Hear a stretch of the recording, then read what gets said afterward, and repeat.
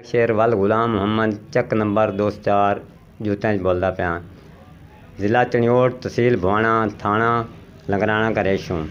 मेरा भाई हवालदार नौशेर खान पाक फौज आर्मी नौकरी करता है।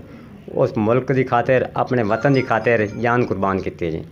साढ़े हमसाए असद, अरशद, नीलम वगैरह एक दफ़ा साढ़े सामने गे उन्होंने दरवाजे भाई के दरवाजे सामने आके खड़े होंगे। अस मना किया।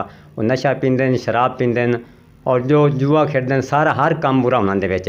उस मना करन की वजह तो उन्हें दरवाजे तोड़ के अंदर आके भाई दे लड़े। उनके बीवी बच्चों उन्हें मारिया। मार के असा थाने लंगरान ने इतलाह दी। पुलिस मौके पर पहुंची।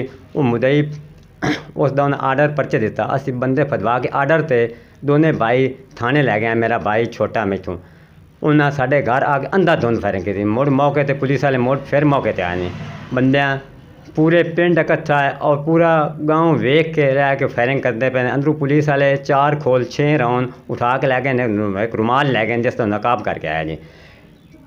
जिला चनियोट की पुलिस साड़ी कोई मदद, कोई इंसाफ नहीं किया, ना कोई साड़ी कार्रवाई कर ली है। ये भाई की बीवी और बच्चे सामने बैठे हैं, इन्होंने अपनी जान का खतरा है। अज अस चनियोट आए हैं, अज इस चनियोट पहुँचे हैं कि साडा कोई सानू हक नहीं मिल रहा, ना कोई दे रहे। अस पहले मीडिया की खबर चलाइए, अगर सानू हक ना मिलया तो असी चनियोट जिला तहसील चनियोट चौक बंद करके असी अपने हक मंगता हैं।